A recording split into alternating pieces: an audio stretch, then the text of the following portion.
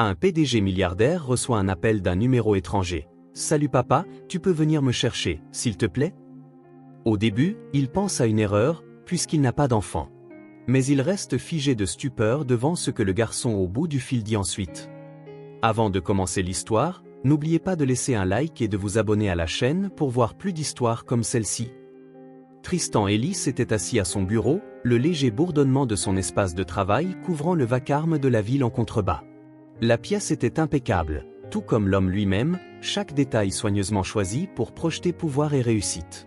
Le bureau en verre poli, le fauteuil en cuir, les baies vitrées allant du sol au plafond et offrant une vue panoramique sur la ligne d'horizon, tout cela criait une seule chose, intouchable.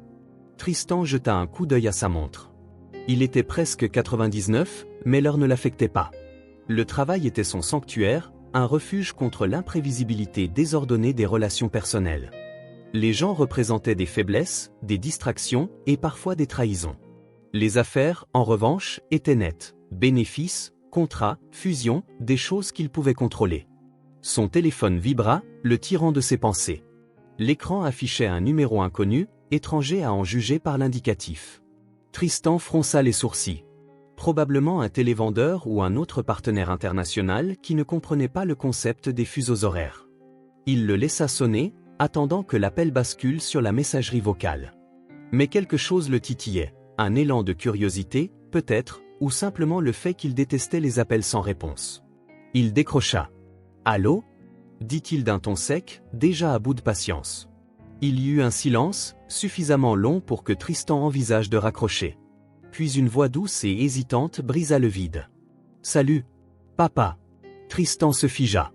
Sa main se crispa autour du téléphone tandis qu'il s'adossait à son fauteuil. Son esprit cherchait un contexte. C'était forcément une erreur, il n'avait pas de fils, il s'en serait rendu compte, il l'aurait su. « Tu peux venir me chercher, s'il te plaît ?» demanda la voix du garçon, brisée par une lassitude mêlée d'espoir. « Ça doit être une erreur, » répliqua Tristan, la voix ferme malgré le nœud qui lui tordait l'estomac. « Je ne sais pas qui tu crois que je suis, mais je ne suis pas. »« Tu es Tristan Ellis, » interrompit le garçon, ses mots se précipitant comme s'il craignait que Tristan ne raccroche. « Tu es mon père. Ma mère m'a parlé de toi. » Le souffle de Tristan se bloqua. Son nom. Comment cet enfant pouvait-il le connaître? Son esprit s'emballa, explorant divers scénarios, une arnaque, une coïncidence. Mais non, la voix du garçon sonnait trop sincère, trop désespérée. « Comment t'appelles-tu » demanda Tristan d'un ton plus brusque qu'il ne l'aurait voulu. « Léo » répondit le garçon. « Léo Santos. Ma mère s'appelait Elena Santos. Tu la connaissais ?» Le nom frappa Tristan comme un coup de poing. Elena. Il n'avait pas pensé à elle depuis des années, ne s'en était pas autorisé le souvenir. Elle avait été un épisode fugace dans sa vie méticuleusement compartimentée, une aventure passionnée avec une femme qui lui avait fait ressentir quelque chose d'étrangement proche de la vulnérabilité. Mais ils avaient rompu de façon nette. Du moins, c'est ce qu'il pensait. Tristan se leva et se dirigea vers la fenêtre, tandis que son esprit tentait de traiter le flot soudain d'émotions. Les lumières de la ville se brouillaient tandis qu'il fixait l'horizon, voyant son propre reflet, froid et inflexible, se dessiner dans la vitre. « Ça n'a aucun sens, » murmura-t-il. « Pourquoi m'appeler maintenant ? Ma mère ?» La voix de Léo se brisa. « Elle est morte il y a quelques mois. Elle est tombée malade et on n'avait pas assez. Elle m'a dit que tu m'aiderais si j'avais besoin de toi. Je ne savais pas qui d'autre appeler. » La gorge de Tristan se serra. Il ignorait comment répondre, la douleur brute dans la voix de Léo était indéniable. Un instant, il envisagea encore que ce soit un mensonge bien monté, mais quelque chose dans la détresse du garçon rendait difficile une telle conclusion. « Où es-tu » demanda Tristan, plus durement qu'il ne l'aurait voulu. « Je suis à Porto Alra, au Brésil, » répondit Léo. « Je reste dans un foyer, mais ils ont dit que je ne pourrais pas y rester beaucoup plus longtemps. » La frustration de Tristan grandissait. Tout cela était absurde. Il ne pouvait pas avoir un fils. Il l'aurait forcément su. Elena l'aurait averti, non ? Écoute, gamin, lâcha Tristan d'un ton sec. Je ne sais pas à quel jeu tu joues, mais... Ce n'est pas un jeu, coupa Léo, la voix montant d'un cran. Je ne voulais pas t'appeler, ok ? Maman m'a dit que tu ne voudrais pas de moi. Elle a dit que tu prétendrais que je n'existe pas. Mais je n'avais pas le choix. Je n'ai personne d'autre. Les mots touchèrent une corde sensible que Tristan ne soupçonnait pas. Un long silence s'installa, la colère de Léo suspendue entre eux comme un poids. Tristan prit une inspiration lente et mesurée. « Comment connais-tu mon nom » demanda-t-il, la voix plus posée, presque hésitante. « Ma mère avait des photos, » répondit Léo, le ton plus doux mais toujours ferme. « De vous deux ensemble. Elle les gardait dans une boîte sous son lit. Elle m'a parlé de toi quand j'étais petit, mais je ne pensais pas un jour devoir avoir à t'appeler. » La poitrine de Tristan se serra, son esprit se rappelant le sourire chaleureux d'Elena, son rire, la façon dont elle l'avait fait se sentir humain, d'une manière que peu de gens avaient pu faire. Il se souvint aussi de son indépendance, de son refus de dépendre de lui ou de quiconque. Et maintenant, elle n'était plus de ce monde. Balbutia Tristan, mais les mots ne venaient pas. C'est trop soudain. C'est impossible. S'il te plaît, supplia Léo, la voix brisée une fois de plus. Si tu n'es pas mon père, je suis désolé. Mais si tu le es, j'ai besoin de toi, juste une fois. La ligne resta silencieuse, à part la respiration tremblante de Léo. Tristan resta planté là, le regard rivé sur la ville, le cerveau en ébullition. Je te rappellerai, dit-il finalement, la voix à peine audible. Il raccrocha avant que Léo ne puisse répondre, le poids de l'échange retombant sur lui comme une chape de plomb. Pour la première fois depuis des années, Tristan se sentit complètement perdu. Tristan resta immobile dans le silence de son pantouse, fixant le téléphone étincelant posé sur son bureau, comme s'il pouvait se remettre à sonner d'une seconde à l'autre. La voix du garçon résonnait dans sa tête, rejoignant les mots qui s'étaient insinués sous sa peau. « Elle m'a dit que tu m'aiderais si jamais j'avais besoin de toi. » Sa main se rapprocha du téléphone, et il le saisit brusquement pour appeler son assistante, Angela. « J'ai besoin que tu traques un numéro » lança-t-il sèchement en dictant les chiffres depuis lesquels Léo avait appelé. Angela ne posa aucune question. Elle n'en posait jamais. C'est pour cela que Tristan l'appréciait. Elle était efficace, loyale, et le plus proche d'une confidente qu'il s'autorisait à avoir. « Je m'en occupe tout de suite » répondit-elle de sa voix posée. Tristan coupa la communication et se laissa retomber dans son fauteuil, se massant les tempes. Son esprit ressemblait à un champ de bataille où s'entrechoquaient logique et émotion. Logiquement, tout cela était absurde, une possible escroquerie, un mensonge. Mais une partie de lui, plus discrète, plus importune, lui murmurait que ce n'était pas impossible. Le gamin semblait en savoir trop. Son nom, celui d'Elena, des détails sur leur liaison. Elena. Son visage lui revint alors, avec son sourire chaleureux, son rire, et cette sensation de vulnérabilité qu'il avait détestée et adorée en même temps. Il se rappela aussi sa force tranquille, son refus de compter sur lui pour quoi que ce soit. Elle avait toujours insisté pour se débrouiller par elle-même. Et maintenant, elle n'était plus là. Son téléphone vibra à nouveau, le sortant de sa torpeur. C'était Angela. « Le numéro est enregistré au nom d'un foyer à Porto Alra », annonça-t-elle. « C'est un établissement sérieux. J'ai parlé à quelqu'un là-bas.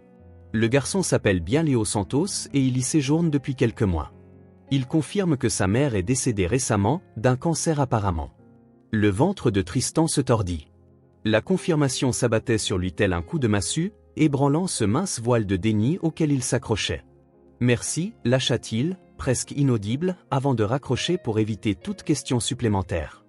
Il resta un long moment à fixer l'horizon scintillant de la ville, les souvenirs d'Elena se bousculant dans son esprit, vifs et dérangeants. Il se souvenait de son sourire, de son entêtement, de sa force.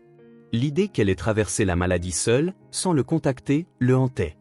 Avait-elle choisi de le tenir à l'écart, ou n'avait-elle tout simplement pas eu le temps? Et Léo? Et s'il était vraiment son fils? Tristan secoua la tête, essayant de chasser ce brouillard de doute. Cette histoire était impossible. Elle ne pouvait pas être vraie. Et pourtant, la détresse de Léo ne cessait de le poursuivre. Il se leva brutalement, attrapa son manteau. Il avait besoin de réponses, et il n'y avait qu'un seul moyen de les obtenir. Tristan fit les 100 pas dans le grand salon de son pantouse, les lumières de la ville s'étalant sous ses yeux. Cela faisait 1 heure qu'il passait en revue ses souvenirs, à la recherche d'un indice, d'un signe qui pourrait confirmer ou infirmer l'histoire de Léo. Il repensait à Elena, à leur dernière conversation avant son départ de Porto Alra. « Je ne te demanderai rien », avait-elle dit, la voix ferme, teintée de tristesse. « Tu as ton monde et j'ai le mien. Ne compliquons pas les choses davantage. » À l'époque, Tristan avait admiré sa force, sa lucidité. Il n'était pas prêt à une relation durable, et Elena n'avait pas voulu quitter sa vie à elle. Ils s'étaient séparés, chacun rejoignant son univers respectif. Il avait pensé à elle de temps en temps, mais son quotidien surchargé et son ambition vorace l'avaient vite absorbé. Et maintenant, des années plus tard, un garçon prétendait être son fils et réclamait de l'aide. Rien que l'idée le rendait malade, même s'il ne voulait pas y croire. Mais comment ignorer la sincérité dans la voix du garçon? 2 jours plus tard, Tristan était à son bureau, relisant le rapport d'un détective privé. Les informations étaient sommaires, mais terriblement claires. Elena Santos, décédée à 38 ans, laissant derrière elle un fils, Léo Santos, 10 ans. Le détective avait joint une photo de l'enfant, prise devant le foyer. Tristan la fixait, le cœur serré. Le garçon avait l'air frêle, ses vêtements trop grands pour lui, mais son regard, dur et perçant, était étrangement familier. Il vit en lui la même intensité que celle qu'il croisait dans son propre miroir chaque matin. Un pincement de culpabilité lui étreignit la poitrine. Léo n'était plus juste un nom ou une voix au bout d'un téléphone. Il était réel. Tristan ferma le rapport, ayant pris sa décision. Il ne savait pas ce qu'il découvrirait en rencontrant Léo, mais il ne pouvait pas l'abandonner. Tristan resta tard à son bureau, la photo de Léo toujours posée devant lui. Son esprit était envahi de doutes et de questionnements, mais aussi d'un sentiment étrangement nouveau, une forme de responsabilité. Pendant des années, il avait cloisonné ses émotions derrière un mur épais d'ambition. Mais la voix du garçon menaçait désormais de faire craquer ses défenses. Son téléphone se remit à vibrer. L'appel provenait du même numéro. Un instant, Tristan songea à le laisser passer à la messagerie, mais un mélange de curiosité, de culpabilité et peut-être même de devoir l'incita à décrocher. « Allô ? Salut. C'est encore moi, Léo. » La main de Tristan se resserra autour du combiné. Il ne parla pas, trop incertain. Léo prit son silence pour une invitation à poursuivre. « Je ne pensais pas que tu répondrais, » avoua-t-il. Sa voix était calme, mais Tristan percevait le poids derrière chaque mot, une maturité qui n'appartenait pas à un enfant de 10 ans. Je ne savais pas qui d'autre appeler. Tristan expira lentement. « Tu ne devrais pas m'appeler, dit-il, la voix ferme mais sans dureté. Je ne... » Il s'interrompit, incapable de formuler ce qu'il voulait dire. « Je ne suis pas ton père. » Le ton de Léo était calme mais inébranlable lorsqu'il répondit. « Tu le es.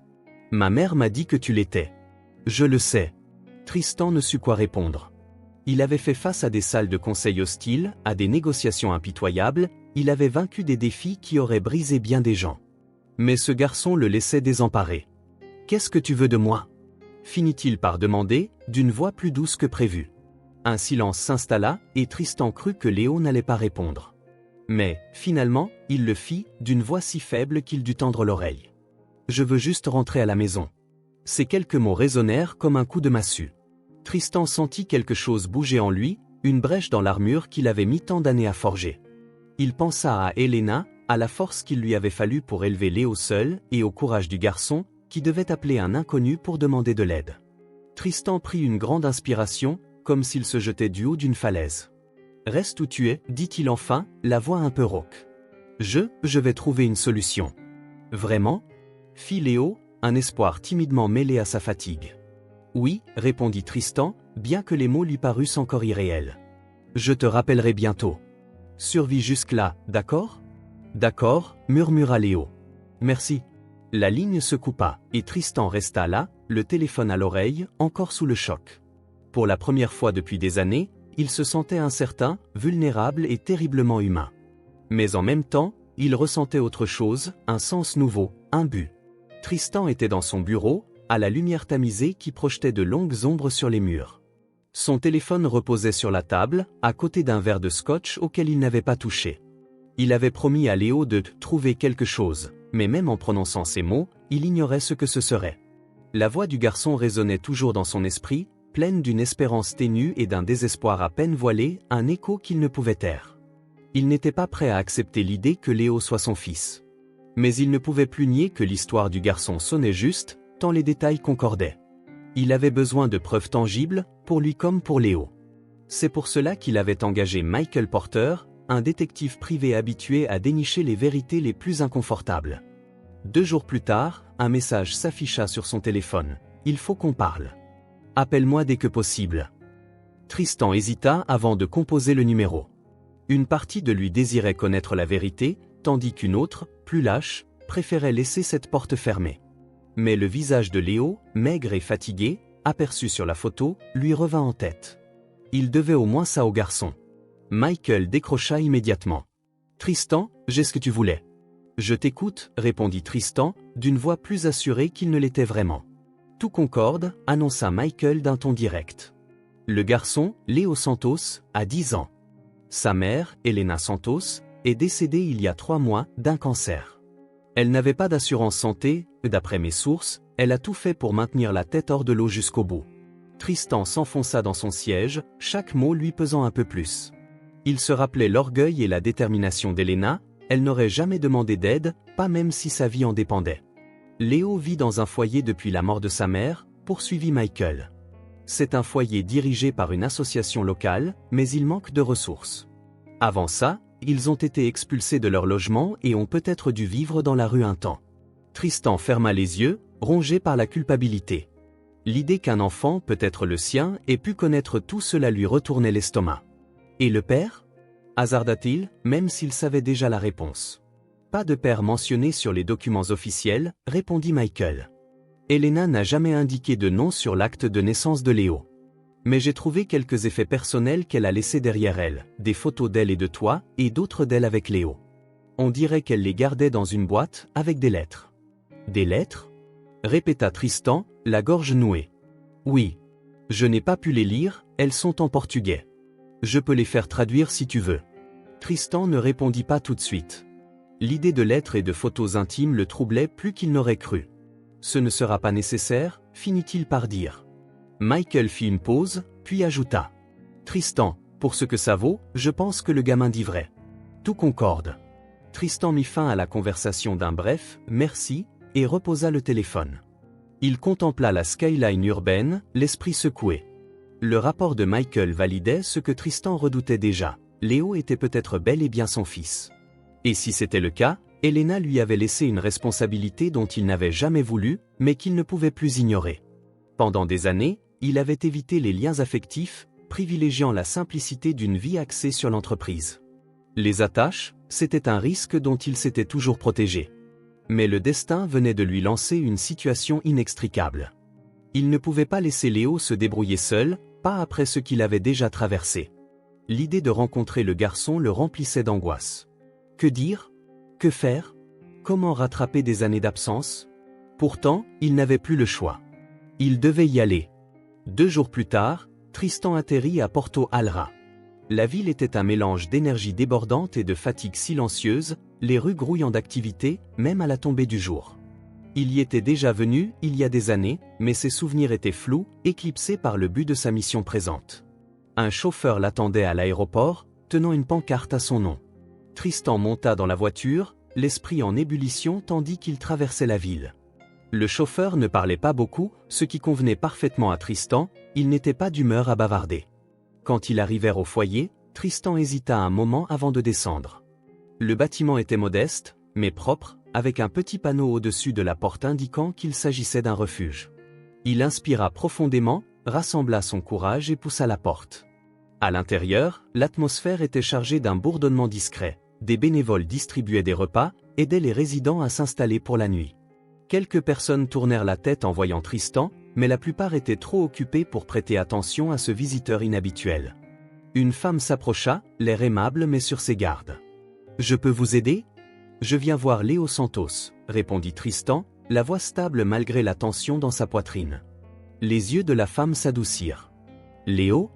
Bien sûr. Il est au fond. Je vais vous y conduire. » Tristan la suivit à travers le foyer, dépassant des rangées de lits superposés et des groupes d'enfants jouant calmement avec des jouets usés. L'endroit était tenu correctement, mais on sentait qu'il était surchargé. Les lits étaient serrés, l'air imprégné d'une odeur de désinfectant et de trop de corps dans un espace trop restreint. Finalement, ils s'arrêtèrent devant une petite pièce, faiblement éclairée. La femme frappa doucement avant d'ouvrir la porte. « Léo, dit-elle doucement. Tu as de la visite. » Tristan entra, le cœur battant à tout rompre. Léo était assis sur le bord d'un lit étroit, les genoux repliés contre sa poitrine. Il paraissait encore plus frêle en vrai, ses vêtements trop grands flottant sur son corps maigre. Mais ses yeux, identiques à ceux de la photo, se relevèrent vers Tristan. Un moment passa, sans qu'aucun ne parle. Puis Léo rompit le silence, d'une voix basse mais assurée. « Tu es venu. Tristan avala péniblement sa salive. J'ai dit que je viendrais. Léo hocha la tête, un bref éclair de soulagement traversant son visage. Il ne sourit pas vraiment, mais il y eut un adoucissement dans son expression qui serra le cœur de Tristan. Je devais voir par moi-même, murmura Tristan. Pour savoir si tu es vraiment. Je le suis, coupa Léo, simplement. Tu es mon père. Tristan ne sut comment réagir. Il avait passé sa vie à imposer sa présence dans toutes les pièces où il entrait, à dominer chaque négociation. Mais face à ce garçon, il se sentait démuni. Allons discuter, proposa-t-il finalement, en désignant la petite table dans le coin. Léo acquiesça et le suivit. Ses mouvements étaient prudents et contrôlés. Tandis qu'ils s'asseyaient l'un en face de l'autre, Tristan prit conscience que ce n'était que le début. Il était venu chercher la vérité, et désormais qu'il l'avait trouvée, il ne savait plus quoi en faire. Mais une chose était sûre, il ne pouvait plus faire marche arrière.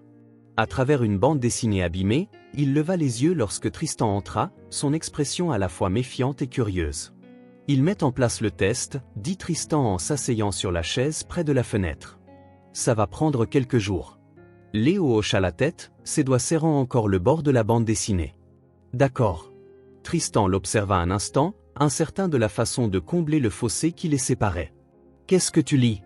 Léo leva la bande dessinée, dont la couverture était usée et décolorée. « Elle est vieille. Ils en ont une boîte ici. J'aime bien celle avec des super-héros. » « Ouais, dit Tristan en se penchant légèrement. « Quel est ton préféré ?» Léo hésita, puis répondit. « Spider-Man. C'est juste un gars normal, mais il essaie quand même d'aider les gens, même quand c'est difficile. » Tristan esquissa un léger sourire. « Bon choix. Il n'a pas peur de faire ce qui est juste, même si ça lui coûte. » Léo le regarda, son expression indéchiffrable. « Et toi? Tu aimes les super-héros ?» Pris de court, Tristan s'adossa. « Je ne sais pas. Je suppose que je n'y ai jamais vraiment réfléchi. » Léo pencha la tête. « Tu ne penses pas à des trucs comme ça? » « Pas souvent, admit Tristan.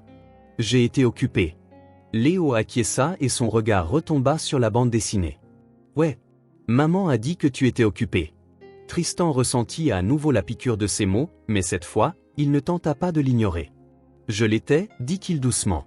Mais je n'aurais pas dû être trop occupé pour elle, ni pour toi. » Léo ne leva pas les yeux, mais sa prise sur la bande dessinée se raffermit légèrement. « Tu ne savais pas que j'existais. »« Non, dit Tristan. Je ne savais pas. Mais si je l'avais su, j'aurais. » Il s'arrêta, les mots se coinçant dans sa gorge. Qu'aurait-il fait, en vérité? Aurait-il vraiment pris ses responsabilités, changé sa vie et été là pour un fils dont il n'avait pas prévu la venue? La simple idée était presque trop vaste à appréhender. Finalement, Léo leva les yeux vers lui, son expression prudente, mais ouverte. « Tu es là, maintenant. » Tristan hocha la tête. « Oui. » Les quelques jours suivants passèrent comme dans un flou. Tristan apprit à connaître Léo, chaque moment étant rempli de petites tentatives maladroites pour se rapprocher. Ils firent quelques parties de cartes dans la salle commune, et Tristan découvrit que Léo était étonnamment vif, son sens de la répartie le prenant souvent au dépourvu.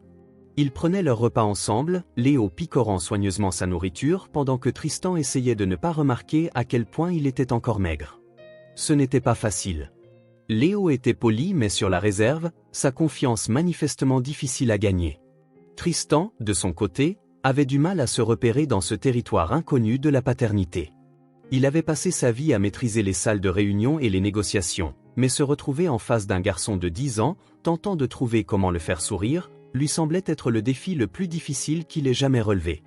Un soir, alors qu'ils étaient assis dehors sur un banc, Léo rompit le silence. « Tu crois que le test dira oui ?» Tristan, surpris par la question, tourna la tête vers lui. « Je ne sais pas, dit-il honnêtement. Mais ça n'a pas vraiment d'importance, pas vrai ?» Léo fronça les sourcils. « Ça n'a pas d'importance ?» Tristan hésita, puis répondit. « Même s'il disait non, tu m'as quand même appelé. Ça veut dire quelque chose. » Léo baissa les yeux sur ses mains, parlant d'une voix à peine audible. « Je ne voulais juste plus me sentir seul. » La poitrine de Tristan se serra.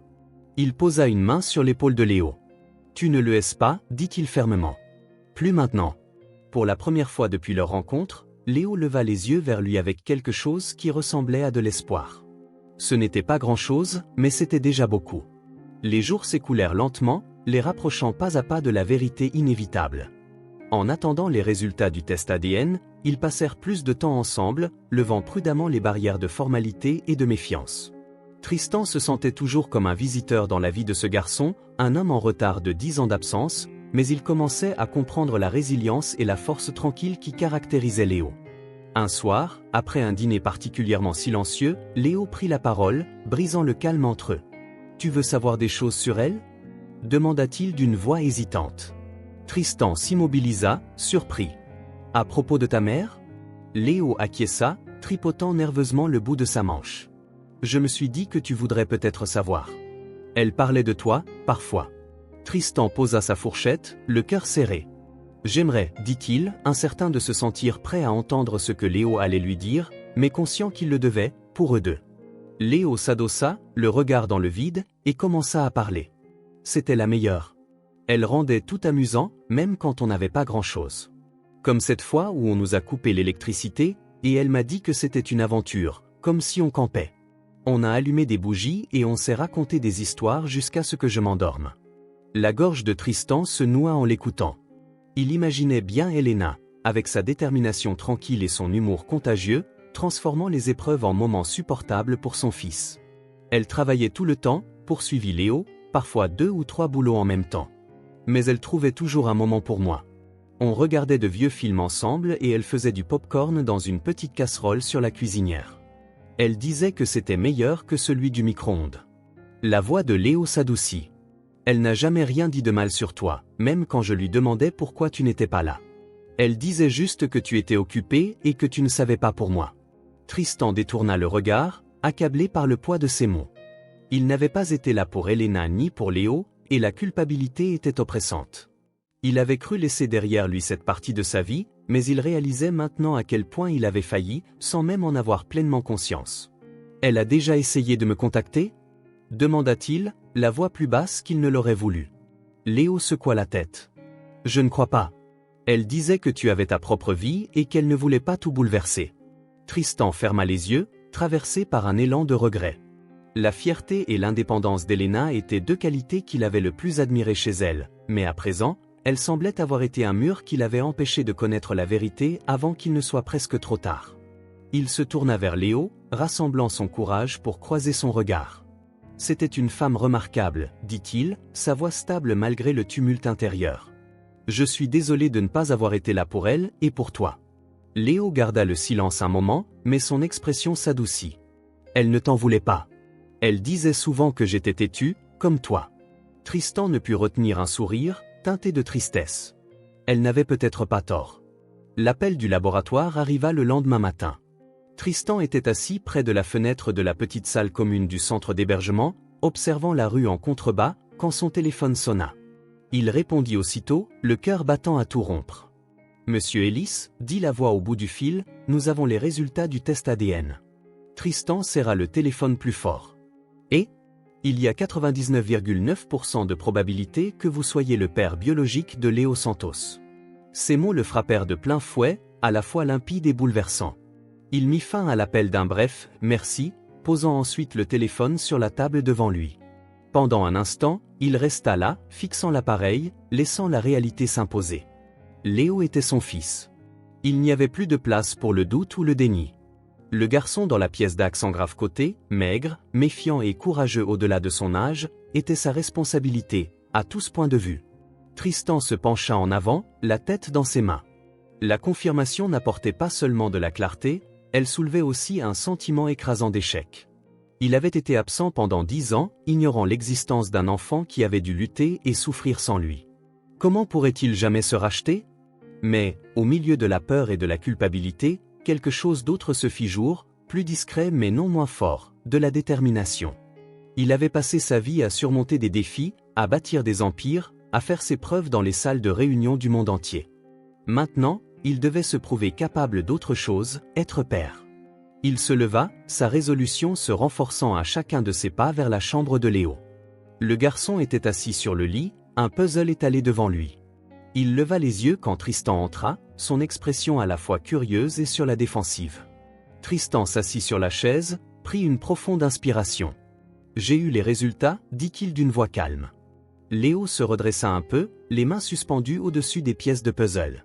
Tristan le regarda dans les yeux, les mots venant malgré leur poids. « Tu es mon fils. » Le visage de Léo resta illisible un moment, son regard accroché à celui de Tristan, puis, lentement, quelque chose apparut dans son expression, peut-être du soulagement ou de l'espoir. « Qu'est-ce qu'on fait, maintenant ?»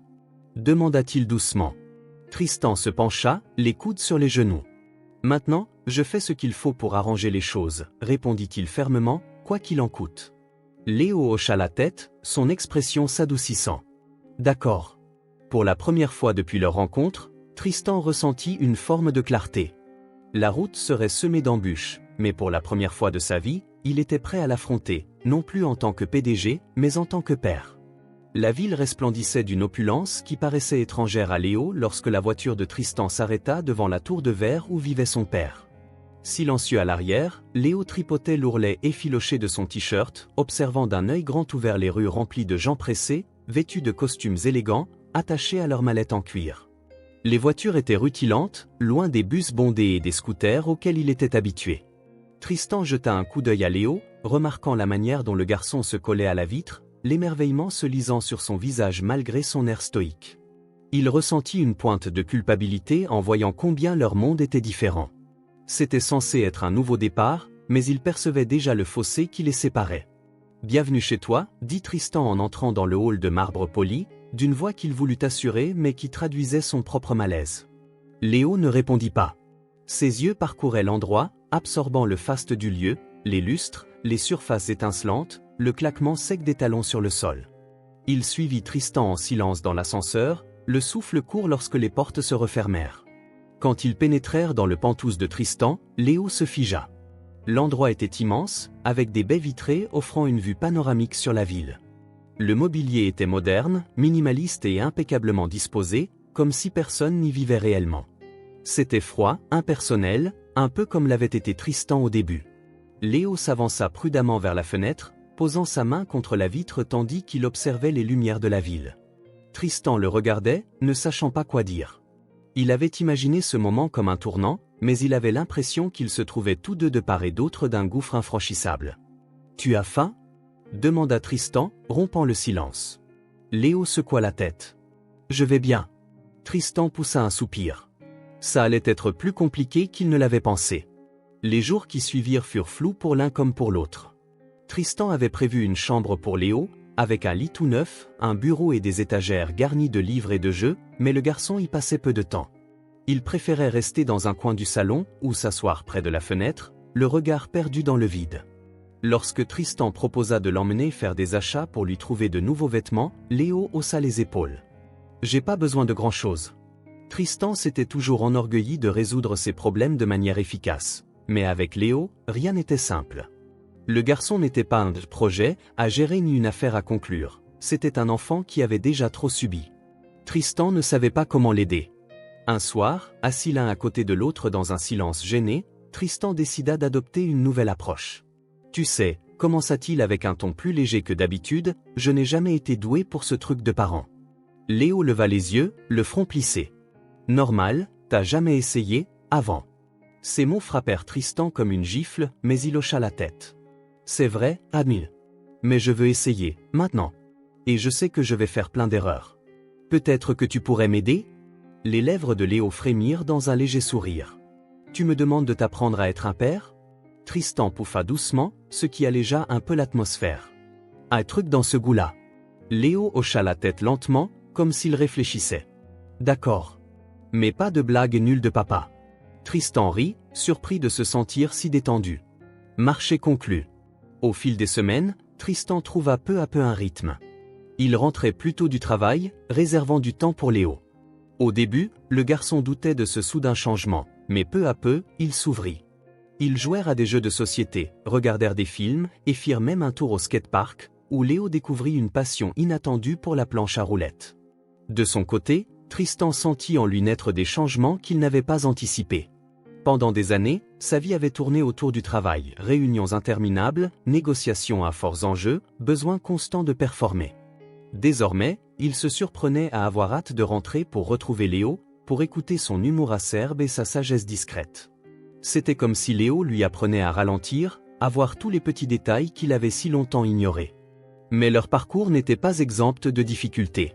Léo avait encore du mal à faire confiance pleinement à Tristan, et Tristan sentait souvent peser la responsabilité de son nouveau rôle. Parfois, ils se disputaient lorsque l'envie de Tristan de tout arranger heurtait le besoin d'indépendance de Léo. Une nuit, après une querelle à propos d'un dîner raté, Léo s'emporta. « Tu comprends pas, hein? Tu peux pas simplement débarquer et croire que tout va s'arranger comme ça. » Tristan s'immobilisa, touché en plein cœur. Il prit une profonde inspiration pour rester calme. « Tu as raison, dit-il d'une voix basse. Je ne peux pas changer le passé. Mais je suis là, maintenant, et je ne compte pas partir. » Le visage de Léo se détendit, mais il ne dit rien. Il opina du chef et rejoignit sa chambre. Ce n'était pas beaucoup, mais c'était déjà quelque chose. Un soir, alors qu'il regardait un film de super-héros sur le canapé, Léo se tourna vers Tristan. « Pourquoi t'es revenu?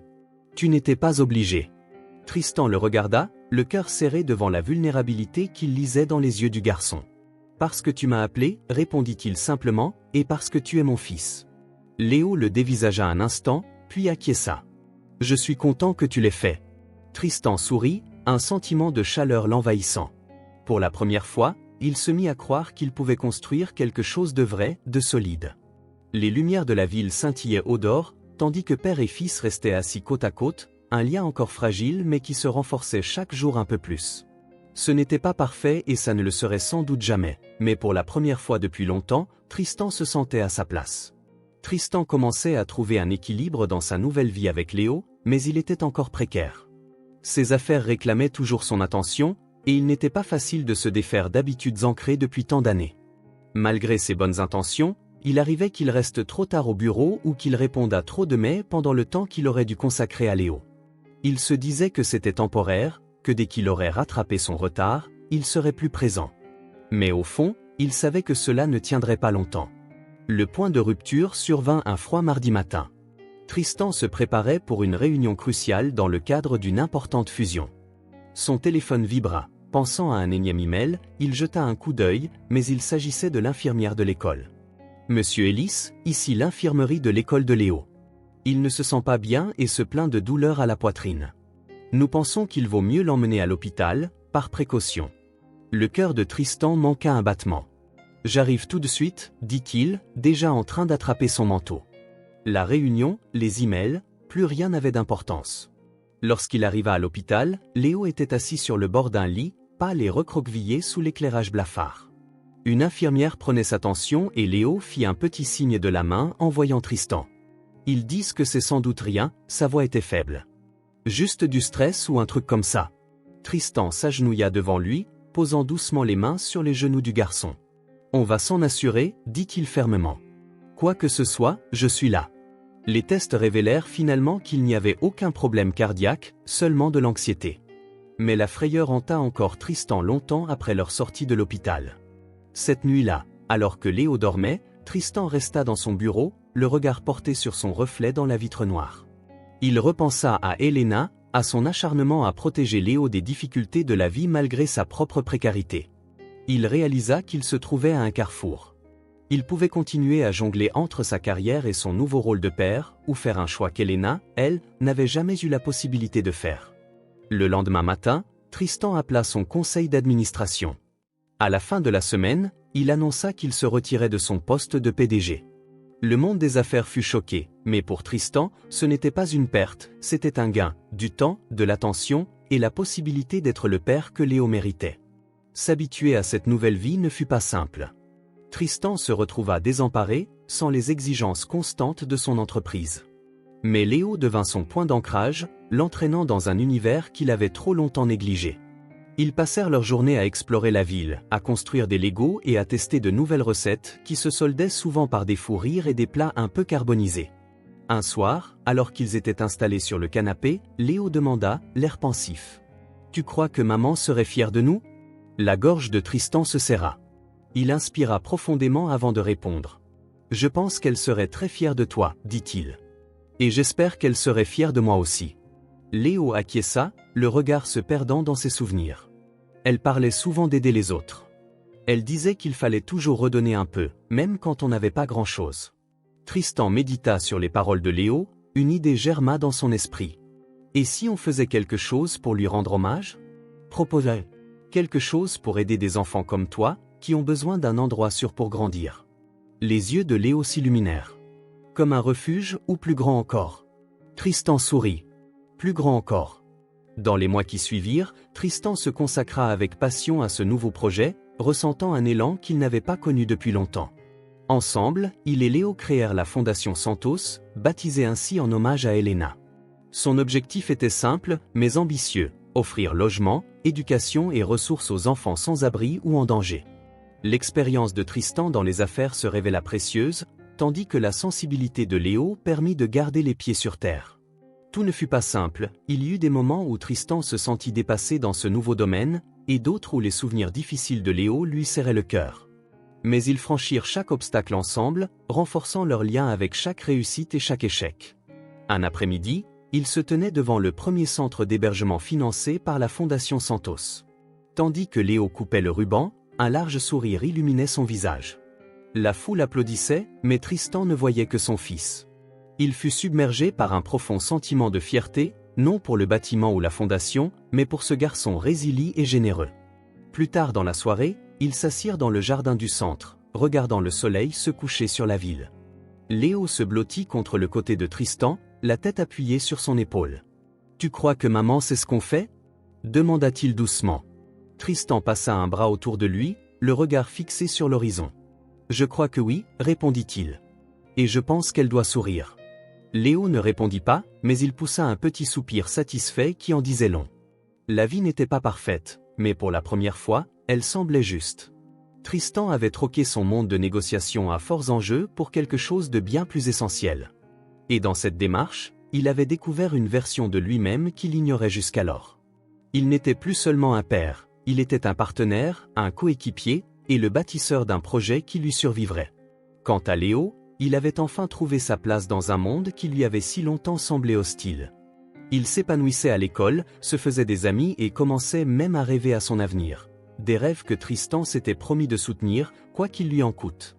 Ensemble, ils perpétuaient le souvenir d'Elena, non comme un fardeau, mais comme une source d'inspiration. Ils n'étaient plus simplement en train de survivre, ils étaient en train de bâtir une vie, en honorant le passé tout en embrassant l'avenir. Et dans les moments de calme, lorsqu'ils n'étaient que tous les deux, Tristan se surprenait souvent à s'émerveiller du chemin parcouru. Un chemin qui n'avait pas été facile, qui n'avait pas toujours été beau, mais qui avait valu chaque pas. Alors que Tristan et Léo entament ce nouveau chapitre ensemble, leur histoire nous rappelle le pouvoir transformateur du lien, de la résilience et des secondes chances. C'est une aventure qui a commencé avec un simple coup de fil et qui s'est épanouie en quelque chose de bien plus grand. Un lien qui transcende le temps, les erreurs et les pertes. Léo a trouvé non seulement un père, mais aussi un allié pour honorer la mémoire de sa mère, tandis que Tristan a compris que la véritable réussite ne se mesure ni à la richesse ni à la puissance, mais bien aux relations que l'on construit et à l'héritage que l'on laisse.